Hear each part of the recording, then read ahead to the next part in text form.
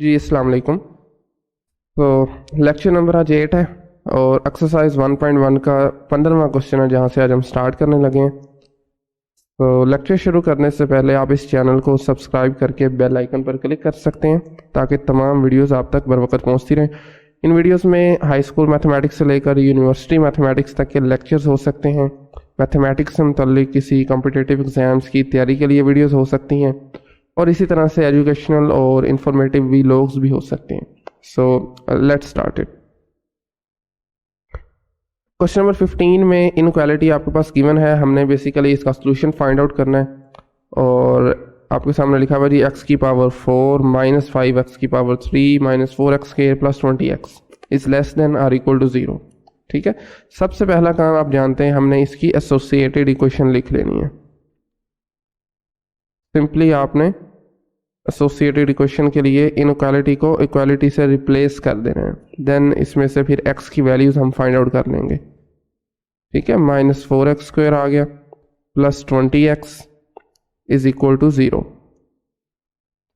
सबसे पहले आपको नजर आ रहा है सामने x तमाम टर्म्स में मौजूद है तो ये हम कॉमन ले लेंगे।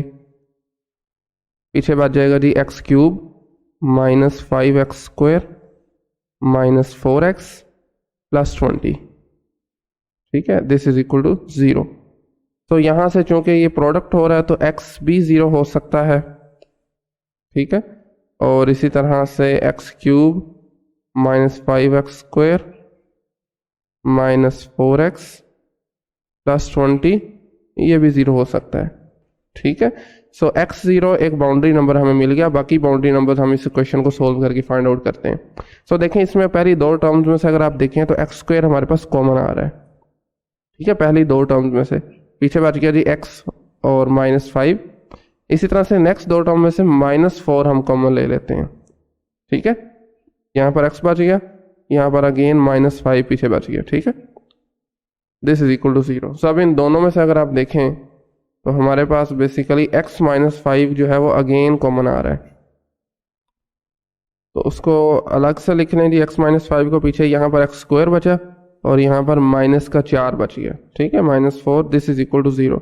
अगेन प्रोडक्ट है जी दो एक्सप्रेशन का, दो पोलिनोमियल्स का, तो इसमें भी आपका x माइनस 5 अलग से 0 के इक्वल हो जाएगा और इसी तरह x² minus 4 this is again equal to 0। x minus 5 है तो ये x की वैल्यू यहाँ से 5 आ जाएगी। सिंपली दो बाउंड्री नंबर्स हो गए हैं, बाकी बाउंड्री नंबर्स हम यहाँ से फाइंड आउट करते हैं। दिस इज x² लिख सकते हैं इसको आप माइनस 2 का स्क्वायर इक्वल टू 0। तो यहाँ से again x minus 2 multiplied with x plus 2 this is again equal to 0। ठीक है, तो यहाँ से भी मतलब दो वैल्यूज आ जाएंगी, यानी x माइनस 2 भी 0 के इक्वल आ जाएगा, x प्लस 2 भी 0 के इक्वल आ जाएगा। तो आपके पास दो वैल्यूज बनती हैं x इज इक्वल टू 2 और x is equal to minus 2। तो बेसिकली ये चार हमारे पास टोटल आपके पास बाउंड्री नंबर्स आ गए हैं। x इज इक्वल टू 0 आ गया है, 5 आ गया है, 2 आ गया है और माइनस 2 आ गया। ठीक है, नेक्स्ट काम हमने ये करना है कि नंबर लाइन पर इनको रिप्रेजेंट करके और नंबर लाइन के बेसिकली हमने रीजन बना लेने हैं। ठीक है ना, राइट। सबसे पहले लिखते हैं जी माइनस 2, लेट्स से वो यहाँ कहीं आ रहा है। ठीक है, माइनस 2 के बाद हमारे पास 0 आ जाएगा, इसी तरह से फिर 2 आ जाएगा और लास्ट पे हमारे पास 5 आ जाएगा। तो आपको मैंने पहले ही बताया था चार हमारे पास नंबर्स हैं, तो ये चार नंबर्स बेसिकली इस नंबर लाइन को 5 रीजन्स में डिवाइड करेंगे।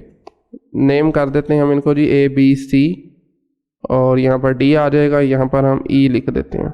ठीक है, ये हमारे पास 5 रीजन्स बन गए हैं। नेक्स्ट काम ये है कि हमने इन पांचों रीजन्स को टेस्ट करना है बेसिकली। ठीक है, तमाम रीजन में से कोई एक आर्बिट्रेरी से वैल्यू पकड़नी है, उसको गिवन इनक्वालिटी में पुट करना है और देखना है क्या इनक्वालिटी सेटिस्फाई करती है या नहीं। अगर करेगी तो वो हमारा सोल्यूशन सेट बन जाएगा, नहीं करेगी तो वो सोल्यूशन सेट नहीं बनेगा। तो ए रीजन में से मैं यहाँ से माइनस 2 से छोटा कोई भी नंबर ले सकता हूँ, तो मैं पिक करने लगा हूँ जी x is equal to minus 3। इसको अब हमने गिवन इनक्वालिटी में पुट करना है। इनक्वालिटी क्या थी जी, x की पावर 4, x की जगह माइनस 3 आ जाएगा तो माइनस 3 की पावर 4 माइनस 5 माइनस 3 का क्यूब आ जाएगा इसी तरह से -4 -3 का स्क्वायर आ जाएगा और +20 साथ में -3 आ जाएगा। और इनक्वालिटी के मुताबिक ये लेस आर इक्वल टू 0 है। ठीक है, this is less or equal to 0। So यहाँ पर अगर आप इसको सोल्व करने की कोशिश करें तो 3 की पावर 4 -3 की पावर 4 बेसिकली होती है जी 81 माइनस, और ये देखें जी पावर आपके पास क्या है, ओड नंबर है तो एक ये वाला माइनस और एक ये वाला माइनस, ये प्लस में हो जाएगा। और 27 × 5 डायरेक्ट अगर मैं लिखना चाहूँ तो ये आएगा 135, राइट। इसी तरह से नेक्स्ट हमारे पास आता है जी 3 का स्क्वायर इज 9, तो ये -4 से मल्टीप्लाई करेंगे -36, और इसी तरह से यहाँ से -60। This is less than or equal to 0। So इन तमाम का जब आप एड अप करेंगे तो हमारे पास बेसिकली जो नंबर बनेगा that will be 120। 120 is less than और equal to 0, but this is false. तो इसका मतलब है कि आपका जो रीजन ए है वो सॉल्यूशन सेट में नहीं आएगा। नेक्स्ट चलते हैं जी हम रीजन बी की तरफ। रीजन बी में आपने -2 और 0 के दरमियान से कोई नंबर लेना है, तो हम आसानी के लिए सिंपली -1 ले लेते हैं। जस्ट वैल्यूज पुट करें जी इनइक्वालिटी में, -1 की पावर 4 -5 टाइम्स -1 की पावर 3, साथ में आ जाएगा -4 मल्टीप्लाइड विद -1 का स्क्वायर और +20 into -1। This is less than or equal to 0। तो यहाँ से पावर आपके पास इवन है तो दिस मस्ट बी 1। यहाँ से क्या आ जाएगा जी +5 आ जाएगा। इसी तरह से -4 -20, this is less than or equal to 0। So इन तमाम को जब आप सोल्व करेंगे तो हमारे पास आ जाएगा जी -18। और आप जानते हैं माइनस वाला नंबर है ये हमेशा 0 से छोटा ही होगा।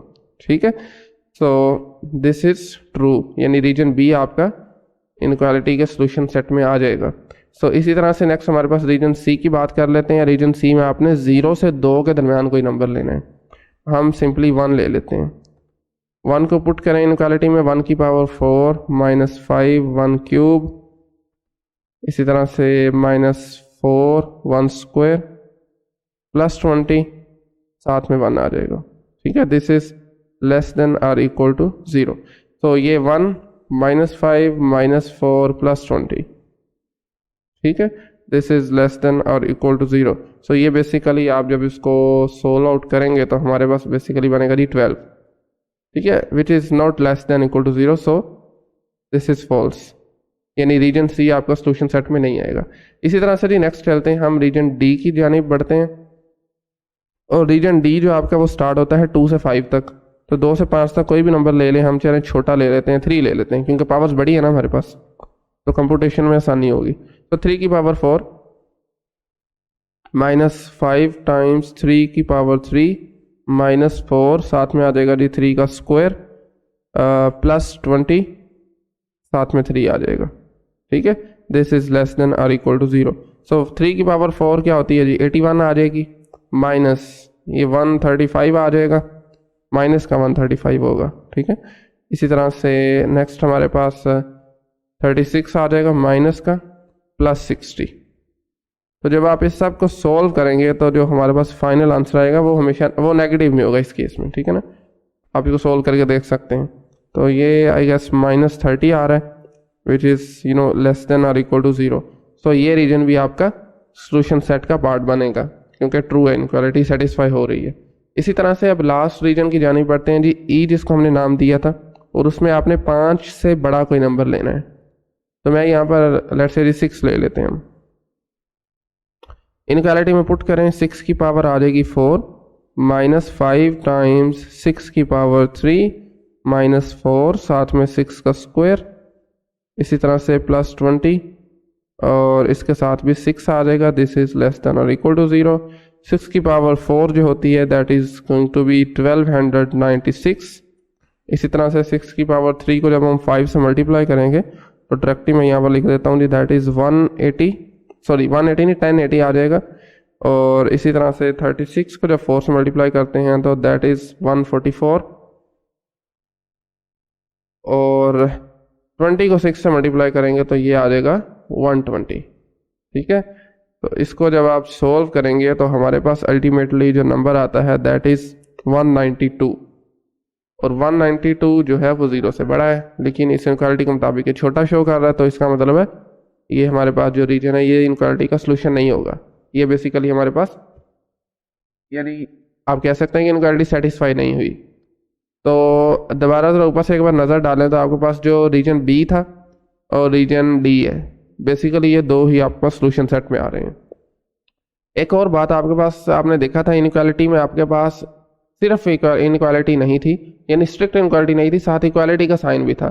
तो आपके पास सोल्यूशन सेट में क्लोज्ड इंटरवल आएगा, यानी इस केस में जो आपका सोल्यूशन सेट बनेगा, रीजन बी स्टार्ट होता है जी -2 से लेकर 0 तक, दोनों तरफ क्लोज होगा, क्योंकि क्वेश्चन में हमारे पास जो इनक्वालिटी थी उसमें लेस देन और इक्वल टू का साइन भी था। ठीक है, इसी तरह से आपका जो रीजन डी है वो भी ट्रू था, और वो आपके पास स्टार्ट होता है जी 2 से लेकर 5 तक। ठीक है, 2 से लेकर 5 तक। सो ये आपका सोल्यूशन है जी क्वेश्चन नंबर 15 का। नेक्स्ट हम मूव करते हैं, ओके सॉरी, अच्छा जी, नेक्स्ट हम मूव करते हैं जी अपने क्वेश्चन नंबर 16 की जानिब, और ये इसमें थोड़ी सी न्यू टर्म्स इंट्रोड्यूस उसने करवाई हैं जी इकोनॉमिक्स के हवाले से।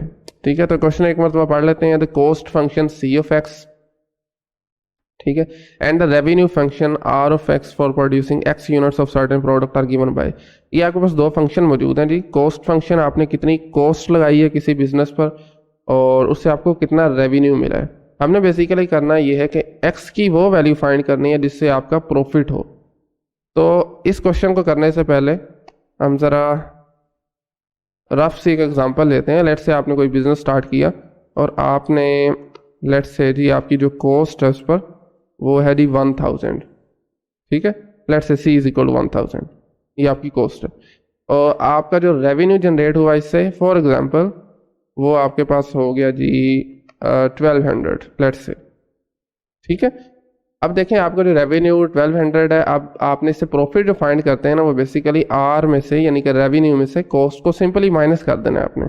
ठीक है ना, यानी कि 1000 रुपये आपने लगाया था शुरू में, 1200 आपको मिला है, तो आपने 1200 में से 1000 माइनस किया, पीछे आपको सिंपली इसमें से 200 रुपया जो है वो प्रॉफिट हुआ। ठीक है, 200 रुपया आपका जो है वो प्रॉफिट आ गया, यानी कि आप प्रॉफिट में हैं। लेकिन मैं कहूँ जी नहीं जी, मेरा जो प्रॉफिट है ना वो हुआ है 800। ठीक है, प्रॉफिट आपका हो गया है, सॉरी आई मीन रेवेन्यू 800 आपका जनरेट हुआ है, आपने कॉस्ट लगाई थी 1000 रुपया और रेवेन्यू आपका 800 जनरेट हुआ। देन क्या होगा, देन आपका जो प्रॉफिट अगर हम फाइंड करने बैठे हैं तो बेसिकली आता है -200, इसका मतलब है आप लॉस में जा रहे हैं।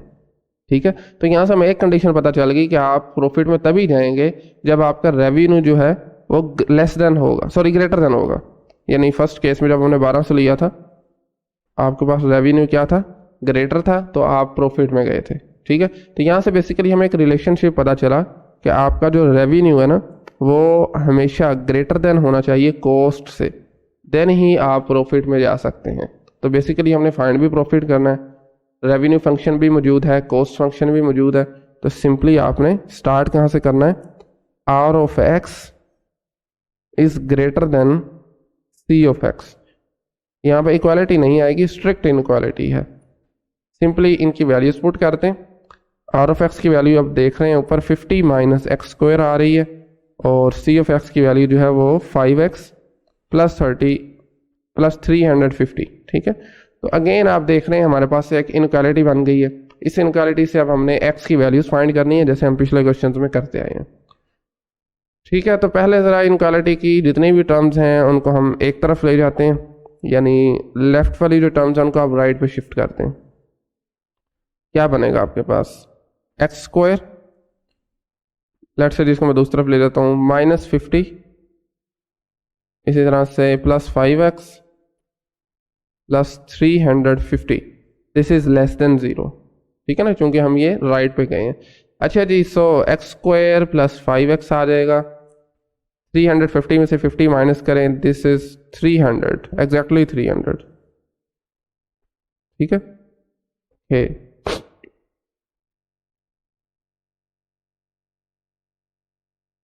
okay, 5x plus 350 and 50 minus x square,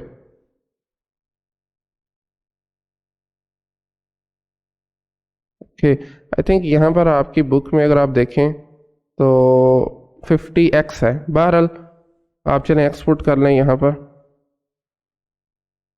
method आपका ठीक होना चाहिए, आंसर आपका उसके मुताबिक जो भी है। सो ठीक है, सो हम यहाँ पर 50x रख लेते हैं जी। तो x square plus 5x minus 50x, ठीक है, माइनस 50x आ जाएगा, साथ में प्लस 350 आ जाएगा। This is less than 0। तो यहाँ से आपको बेसिकली क्या मिलेगा जी, x square minus 45x plus 350, ठीक है। ये आपके पास एक क्वाड्रेटिक इक्वेशन मिल गई है। यहाँ से अब आपने सिंपली इसके रूट्स फाइंड करने हैं। अभी क्वाड्रेटिक इक्वेशन नहीं मिली, अभी तक ये इनक्वालिटी है। नेक्स्ट काम आप जानते हैं, हम सिंपली इसकी एसोसिएटेड इक्वेशन लिखते हैं। सिंपली इसकी एसोसिएटेड इक्वेशन क्या आ जाएगी, X square minus 45x plus 350 is equal to 0, ठीक है। इनक्वालिटी को सिंपली हमने रिप्लेस कर दिया जी इक्वालिटी से। अब आपने नेक्स्ट काम क्या करना है जी, इसके रूट्स फाइंड आउट करने हैं। रूट्स के लिए जैसे भी आप मेथड जो भी यूज़ करना चाहें कर सकते हैं। तो सिंपली अगर इसको फैक्टराइज करने की कोशिश करें तो x square minus 10x minus 35x, ये फैक्टराइजेशन होगी इसकी 45 की, माइनस 45 की। तो इसी तरह से प्लस 350 इक्वल टू 0। यहाँ से आपका x कॉमन आ जाएगा, पीछे x माइनस 10 बच जाएगा, और यहाँ से माइनस 35 कॉमन आ जाएगा। और अगेन क्योंकि माइनस बाहर ले लिया था, अंदर भी माइनस लगाना पड़ेगा, x माइनस 10 अगेन आ जाएगा। यहाँ से आपके पास आएगा जी x माइनस 10 कॉमन, और x बचेगा यहाँ पे माइनस का 35 बचेगा इक्वल टू 0। प्रोडक्ट हो रहा है तो x माइनस 10 इक्वल टू 0, या फिर x माइनस 35 इक्वल टू 0। तो यहाँ से क्या आ जाएगा जी आपके पास, x इज इक्वल टू 10 और x इज इक्वल टू 35। दो नंबर्स आ गए हैं। अगेन वही काम करेंगे कि इन दोनों नंबर्स को, ये आपके सामने एक रियल लाइन हमने ड्रा कर दी है। लेट्स से जी आपका जो नंबर 10 है वो यहाँ पर पड़ा हुआ है, 35 फॉर एग्जांपल जी यहाँ पर पड़ा हुआ है, ठीक है। दो नंबर्स आ गए हैं, तीन रीजन्स हमारे पास बन गए हैं, ए बी और सी का हम एज यूजुअल इनको नाम दे देते हैं। अब इन तीनों रीजन में से कोई एक रैंडमली नंबर पिक करें और अपनी इनक्वालिटी में पुट करके देखें जी कौन सा आपका रीजन जो सोल्यूशन सेट में आ रहा है, ठीक है। तो रीजन ए में से आपने 10 से छोटा कोई भी नंबर लेना है, तो मैं यहाँ पर सिंपली 0 ले लेता हूँ आसानी के लिए। 0 को अपनी इनक्वालिटी में पुट करना है। अच्छा जी, इनक्वालिटी कौन सी है? इनक्वालिटी आपके पास है ये वाली, x square minus 45x plus 350, ठीक है। तो x इज इक्वल टू 0 जब आप पुट करेंगे तो ये बनेगा जी 0 का स्क्वायर माइनस 45x आ जाएगा, तो x की जगह 0 प्लस 350, ठीक है। दिस इज आपके पास है जी लेस देन 0। यहाँ से ये दोनों पहले 0 हो गए, तो 350 इज लेस देन 0, ठीक है। तो बेसिकली ये फॉल्स है, 350 तो बड़ा होता है ना। तो इसी तरह से नेक्स्ट हम चलते हैं रीजन बी की तरफ। रीजन बी में आपने 10 और 35 के दरमियान से कोई नंबर लेना है, तो हम चले ले लेते हैं जी 15, लेट्स से ले लेते हैं, ठीक है। 15 का square minus 45 multiplied by 15 and साथ में प्लस 350 भी आ जाएगा। This is less than 0। तो 15 का स्क्वायर क्या होता है आपके पास, दिस इज 225, 225, ठीक है। माइनस 45 को जब आप 15 से मल्टीप्लाई करेंगे तो this is G 675 plus 350 is less than 0। तो सब आप इनको जब आपको ऐड और सब्ट्रैक्ट करेंगे तो अल्टीमेटली हमारे पास जो आंसर बनता है that is -100 which is less than 0। तो इसका मतलब है ये ट्रू हो गया, यानी रीजन बी आपका सोल्यूशन सेट का पार्ट बन सकता है, बन सकता नहीं है, बनेगा बल्कि, ठीक है। तो सी रीजन की तरफ चलते हैं। सी में हमने 35 से बड़ा कोई नंबर लेना है, ठीक है। अब ये देखें ना, 35 से बड़ा कोई भी नंबर आप ले सकते हैं। तो चलें हम 40 ले लेते हैं, 36 लें, 37 लें, जो मर्जी लें, 40 ले लेते हैं ताकि इसका स्क्वायर कंप्यूट करने में आसानी हो ज़रा, ठीक है। 40 का स्क्वायर आ जाएगा, माइनस 45 को 40 से मल्टीप्लाई करें, इसी तरह से प्लस 350 इज लेस देन 0। 40 का स्क्वायर आपको बस सीधा सीधा 1600 आ जाता है, ठीक है। 45 को जब आप 40 से मल्टीप्लाई करेंगे तो हमारे पास आ जाएगा जी 1800, ओके 1800, और इसमें आप ऐड कर दें जी 350, दिस इज लेस देन 0। और जब आप इस सब को सॉल्व करेंगे तो आप देखेंगे ये 1600 जमा 350 1950 माइनस 1800 तो 150 बनेगा, ये 150, विच इज़ फॉल्स। ठीक है ना, लेस देन 0 आपके पास नहीं है। तो सिंपली आपके पास जस्ट जो रीजन बी था ना वो सॉल्यूशन सेट का पार्ट बना था, और आपने देखा था आपकी जो इनक्वालिटी थी वो स्ट्रिक्ट इनक्वालिटी थी, यानी कि उसमें इक्वल नहीं आ रहा। तो इसका मतलब है सॉल्यूशन सेट में ओपन इंटरवल लिखेंगे हम। क्या बनेगा जी आपका सॉल्यूशन सेट? सॉल्यूशन सेट आपका बनेगा सिंपली एक ओपन इंटरवल यानी कि 10 से लेकर 35 तक, या लिखने के और भी तरीके हैं आपको मैं ऑलरेडी बता चुका हूँ।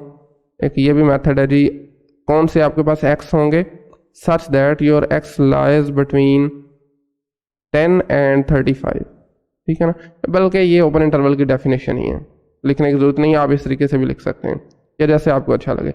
बहरहाल आपका ये आंसर है जी। इसका मतलब बेसिकली क्या है कि x की जब आप 10 से लेकर 35 के दरमियान वैल्यू लेंगे ना तो आप प्रॉफिट में जाएंगे। अच्छा, इसी का एक और क्वेश्चन भी पूछा जा सकता है। वो आपको कहे जी find the values of x that yields a loss. तो लॉस के केस में आपने बस ये काम करना है कि इस इनक्वालिटी को अपोजिट कर देना है। यानी मैं आपको बॉक्स में यहाँ पर लिख देता हूँ, आपका जो रेवेन्यू जब होगा ना, जब वो लेस देन हो जाएगा बजाय के ग्रेटर होने के, जैसे हमने इस एग्जांपल में देखा भी था, तो आप ऑब्वियसली लॉस में जाएंगे क्योंकि आपने जितने पैसे लगाए हैं आपको उतने मिल नहीं रहे। ठीक है ना, आपके रेवेन्यू जो है उतना नहीं बन रहा। तो ये भी एक केस हो सकता है। बहरहाल जी आज हमने 2 क्वेश्चन किए हैं। इन 2 क्वेश्चन में कोई क्वेश्चन है आपका कहीं से नहीं समझ लगी, कोई क्यूरी है, आप कमेंट सेक्शन में पूछ सकते हैं। तो नेक्स्ट लेक्चर से इंशाल्लाह हम अपना एक नया टॉपिक डोमेन और रेंज का वो स्टार्ट करेंगे। आज का लेक्चर हम यहीं पे फाइंड आउट करते हैं जी। Thank you very much.